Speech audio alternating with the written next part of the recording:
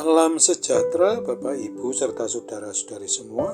Untuk memulai renungan tentang firman Tuhan ini, mari kita bersatu dalam doa.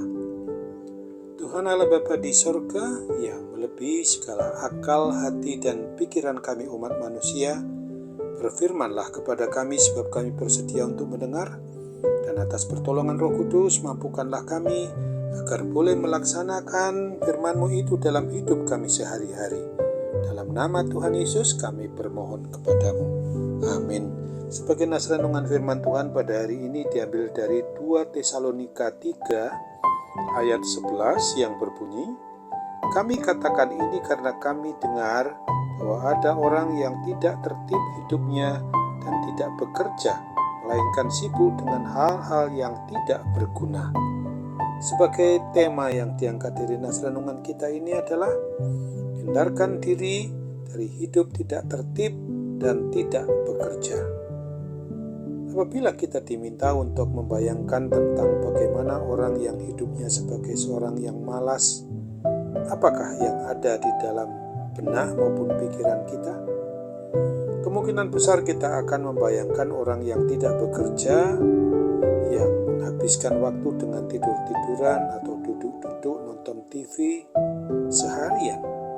Rasul Paulus melalui bagian Alkitab yang kita baca hari ini memberi peringatan kepada jemaat Kristen yang ada di Tesalonika agar hidup tidak tertib dan hidup yang bermalas-malasan atau tidak bekerja itu sungguh tidak boleh diteruskan atau diberlakukan lagi dalam hidup mereka.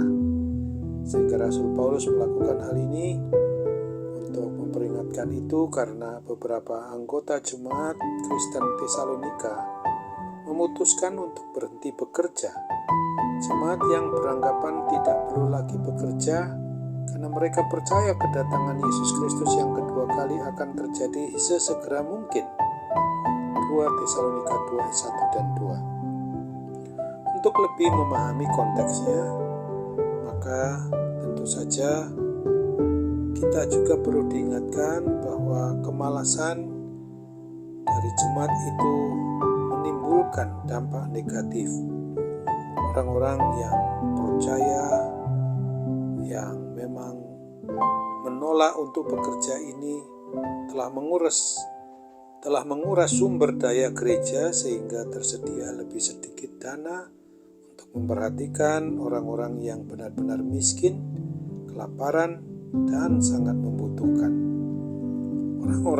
Orang-orang malas ini telah membatasi kemampuan gereja untuk menjangkau lebih banyak dari orang yang memang beriman percaya kepada Kristus. Mereka telah menjadi penghalang bagi orang-orang percaya, orang-orang beriman kepada Kristus itu untuk mengerjakan kehendak Allah dengan lebih luas lagi.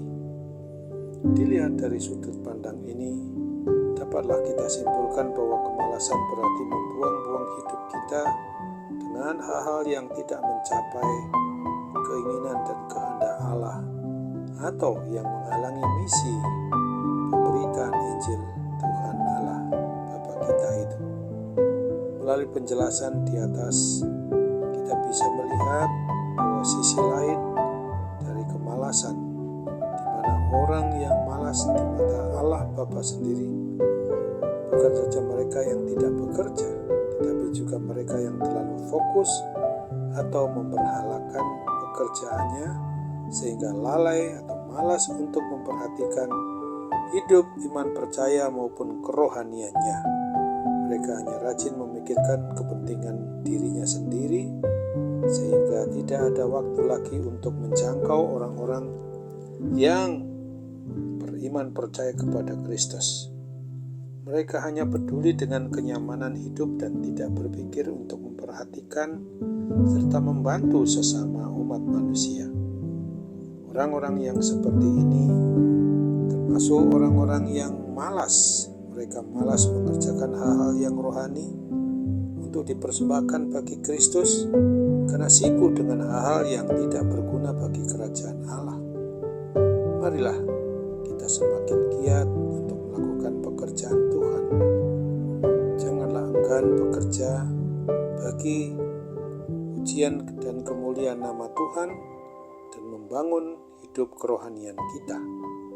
Lakukanlah dengan semangat supaya kerajaan Allah boleh tetap berkembang serta semakin banyak orang mendengar tentang cinta kasih Tuhan Yesus di dalam kabar keselamatannya. Amin. Mari kita kembali bersatu dalam doa. Tuhan Allah Bapa di surga, syukur dan terima kasih karena firman-Mu hari ini telah mengingatkan kami agar kami dapat menghindarkan diri dari hidup tidak tertib dan tidak bekerja dengan alasan apapun juga, sehingga kami sungguh-sungguh juga boleh mengingatkan sesama anggota jemaat-Mu, sesama umat-Mu yang juga terlalu sibuk melakukan pelayanan tetapi juga melupakan tugas tanggung jawab pekerjaannya, maka hal itu juga dapat dikategorikan malas di mata Tuhan di dalam memenuhi kebutuhan pribadi maupun keluarganya.